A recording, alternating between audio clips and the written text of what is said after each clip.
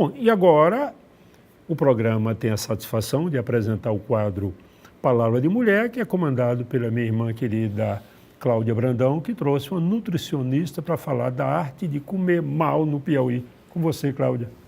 Obrigada, professor Sinés. Olha, o que acontece? Férias chegando e há sempre uma preocupação de manter um corpo em forma, barriga chapada, corpo sarado, para aproveitar as férias de verão. Com isso, muitas pessoas acabam incorrendo no erro comum, que é entrar em dietas radicais que acabam cortando grupos inteiros de alimentos que prejudicam a saúde. Podem até trazer a redução de peso desejada, mas também podem contribuir para um agravamento do quadro clínico geral. E é sobre essa alimentação correta que deve ser feita a partir de uma reeducação alimentar que eu converso agora com a nutricionista Lívia França. Bom dia. Bom dia, tudo bem, Cláudia? Tudo bom, é um prazer tê-la aqui com a gente. Igualmente, eu que agradeço o convite. Bom, quais são os riscos que as pessoas correm quando elas assumem essas dietas radicais que cortam grupos inteiros alimentares, como carboidratos, glicose ou outro tipo de grupo alimentar? Atualmente tem sido muito comum essa questão de restrição de grupo alimentar, por acreditar que restringindo um grupo, consequentemente, você vai ter uma ingestão menor calórica e isso vai ajudar na perda de peso. Que, na verdade, realmente pode vir essa perda de peso, mas pode trazer prejuízos fisiológicos para a pessoa, tanto na questão de deficiência de nutrientes, como na questão de alguns casos de hipoglicemia, que é no caso da retirada total do carboidrato que algumas pessoas causam, que dá aquela letargia, aquela indisposição, às vezes não consegue realizar um exercício da maneira adequada, tendo sintomas de náuseas, de enjoos, e até prejudicar, em alguns casos, o estômago também. Essa questão de jejum, que está muito na moda, às vezes as pessoas... Jejum prolongado, né? Isso, jejum prolongado, em que as pessoas passam muitas horas sem comer e aí acabam compensando isso em uma refeição, no intuito de emagrecer. E isso, às vezes, prejudica também a questão do estômago. Em alguns casos de pessoas que já têm problema estomacal, como alguns casos de gastrite, úlceras, que pode ser bastante prejudicial. O ideal é fazer quantas refeições por dia? Em relação ao número de refeições, nós não temos uma obrigatoriedade. A gente deve seguir sempre a nossa fome. Lembrando que existe uma diferença entre fome e vontade de comer. Que a fome é aquela fome fisiológica, que você não tem uma seletividade de alimentos. Então, assim, a gente costuma seguir a fome da mesma forma como é a ingestão de água.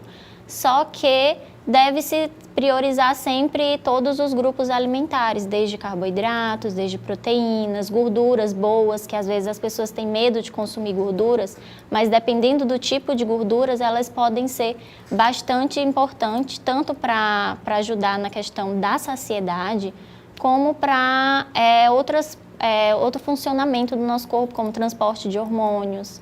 Quais são os alimentos onde a gente pode encontrar essa gordura boa ou gordura saudável? Sim, existem alimentos como o abacate, ele é uma excelente fonte de gordura boa. Temos também alguns tipos de peixes, como o salmão.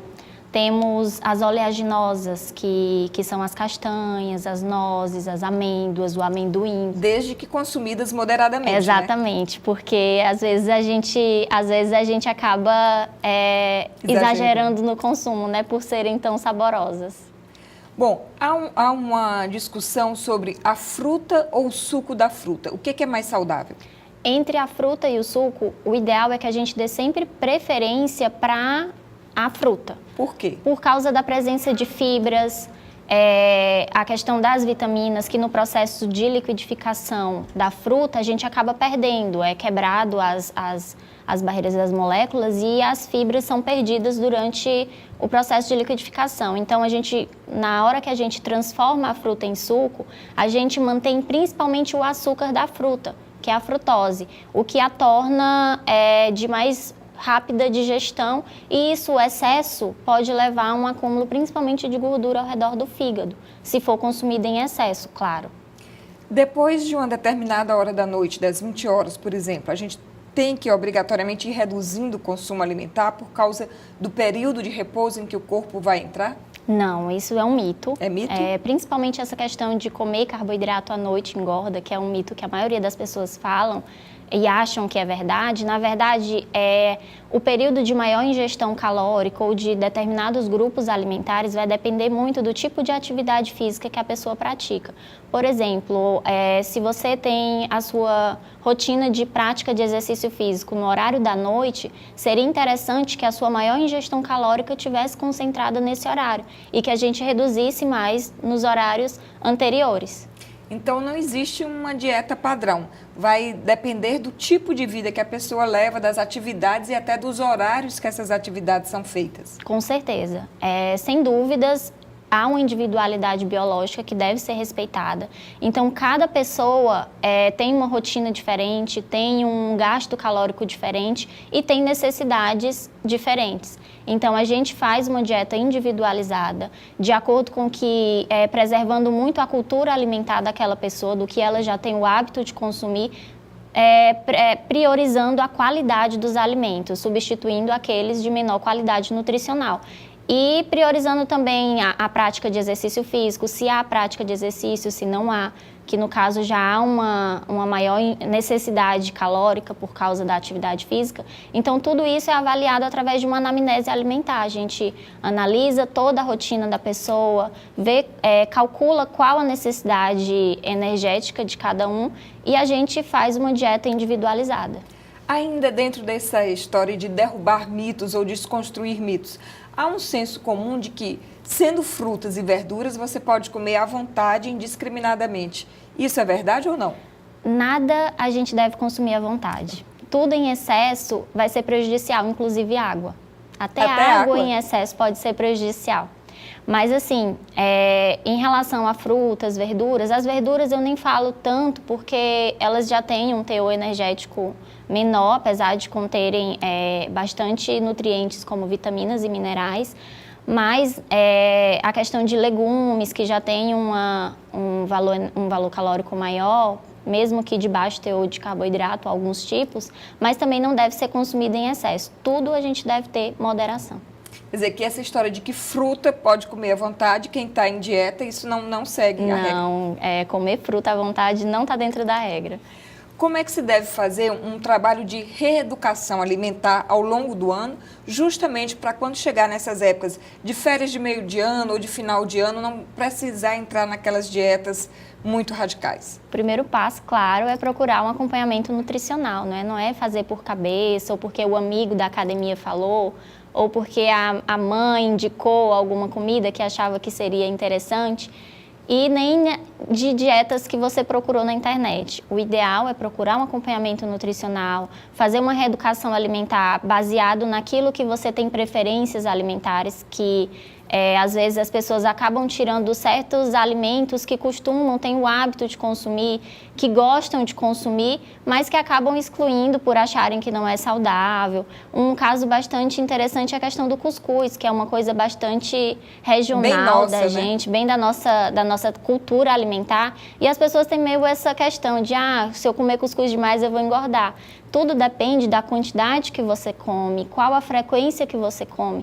Então, às vezes, a pessoa acaba se privando de certos alimentos por não ter controle de consumo, de não saber dosar a quantidade. Então, se a gente fizer uma dieta balanceada, a gente consegue incluir, às vezes, alimentos que a pessoa gosta, sem deixar ela naquela questão, naquela vontade de comer, passando fome, que também não é algum caso, fazer dieta que faça a pessoa passar fome. O ideal é que esteja dentro da necessidade. Uma coisa interessante que você falou, Lívia, é a questão dos hábitos e preferências alimentares da nossa região. O que a gente poderia destacar, que a gente tem em abundância aqui no estado do Piauí, em termos de frutas e verduras, que a gente deveria privilegiar no nosso cardápio? Depende muito da estação do ano, né? Então, nas variadas estações, a gente tem uma disponibilidade muito grande de frutas saborosas, frutas que podem trazer uma oferta de nutrientes muito boa. Dentre elas, eu destaco muito o caju. Acho que a gente já está entrando bem na época do caju. E o caju é uma fruta muito rica em antioxidantes, rica em antocianinas, que são ótimas para prevenir a questão de envelhecimento, de células, a questão de prevenção de algumas doenças, e pode ser essencial para a gente estar incluindo na alimentação. E a importância de dar preferência a frutas regionais também é pelo fato de menos uso de agrotóxicos, né? Porque quando a gente consome frutas fora da época, é usado muito agrotóxico para evitar perda e para ajudar no amadurecimento mais rápido. Então, a gente dá preferência a cada fruta da estação, a gente já está consumindo uma menor quantidade de agrotóxicos. Muito obrigada, Lívia França, que é nutricionista e a agradeço. nossa convidada de hoje, pelas dicas preciosas para a gente adaptar melhor o nosso cardápio sem passar fome e mantendo o peso ideal.